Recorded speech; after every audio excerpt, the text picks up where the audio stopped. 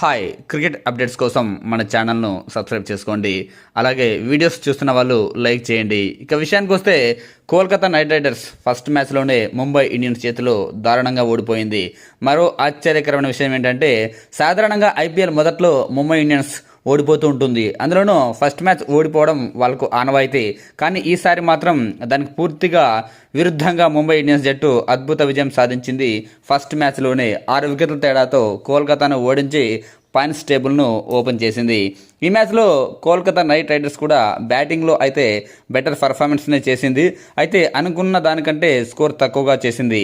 ఇంకా చెప్పాలంటే 18 ఓవర్లో ముంబై ఇండియన్స్ బౌలర్ అయినటువంటి బూమ్రా అద్భుత బౌలింగ్తో కేకేఆర్ జట్టు అనుకున్న కంటే తక్కువ పరుగులు చేసింది. అట్లీస్ట్ ఒక 20 పరుగులు తక్కువ చేసింది. బహుశా కోల్కతా ఓటమికి అదే కారణం కావచ్చు. ఈ మ్యాచ్లో ఆ టీంకు ఓపెనర్లు ఫిన్ అలెండ్ అజింక్య రహానే మంచి ఓపెనింగ్ పార్ట్నర్షిప్ను అందించారు అనుకోవచ్చు. ఎందుకంటే జస్ట్ 5.2 ఓవర్లకే 69 పరుగుల మంచి ఓపెనింగ్ పార్ట్నర్షిప్ను అందించారు. ఫిన్ అలెండ్ 17 బంతుల్లోనే 37 పరుగులు చేశాడు. 6 ఫోర్లు 2 సిక్సర్లతో. అజింక్య రహానే 67 పరుగులు చేశాడు. 5 భారీ సిక్సర్లతో 3 ఫోర్లతో జస్ట్ 40 బంతుల్లోనే. ఆ తర్వాత గ్రీన్ కూడా రాణించాడు. 1 4 సిక్సర్తో 18 పరుగులు చేశాడు. ఇలా బ్యాట్స్మెన్ అయితే బాగా రాణించారు. ప్రతి బ్యాట్స్మెన్ కూడా క్రీజులో నిలదొక్కున్నాడు. మంచి పార్ట్నర్షిప్లోనే బిల్డ్ చేశారు.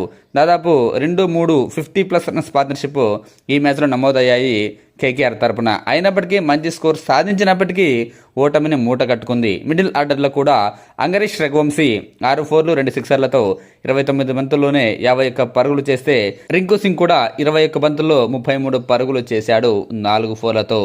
ఇలా బ్యాటింగ్లో అయితే కన్సిస్టెన్సీగానే రాణించారు. ముంబై బౌలర్లు బోల్ట్ 4 ఓవర్లకు 38 పరుగులు ఇచ్చాడు. వికెట్ తీయలేదు. బౌలింగ్లో కాస్త డిసప్పాయింట్ చేశాడు అనుకోవచ్చు. అలాగే ముంబై ఇండియన్స్ కెప్టెన్ హార్దిక్ పాండ్యా ఈ మ్యాచ్లో అయితే 3 ఓవర్లకి 39 పరుగులు ఇచ్చాడు. జస్ట్ 1 వికెట్ తీసినప్పటికీ. ఇక ఆఫ్ఘనిస్తాన్కు చెందిన అల్లా గజన్ఫర్ అయితే మరీ భారీగా పరుగులు సమర్పించుకున్నాడు. 4 ఓవర్లకు ఏకంగా 51 పరుగులు ఇచ్చుకున్నాడు. ముంబై ఇండియన్స్ బౌలర్లలో కాస్త కన్సిస్టెన్సీగా రాణించారు అంటే ఒక్క శార్దుల్ ఠాకూర్ ఒక్కడే 3 వికెట్లతో రాణించాడు.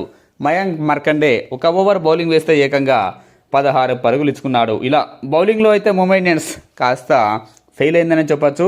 కానీ బ్యాటింగ్లో మాత్రం రెచ్చిపోయింది ముంబై ఇండియన్స్.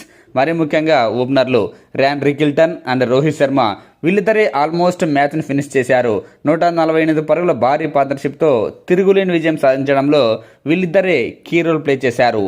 రికిల్టన్ 8 భారీ సిక్సర్లతో 4 ఫోర్లతో 43 బంతుల్లో 81 పరుగులు చేస్తే రోహిత్ శర్మ కూడా 38 బంతుల్లోనే 78 పరుగులు చేశాడు.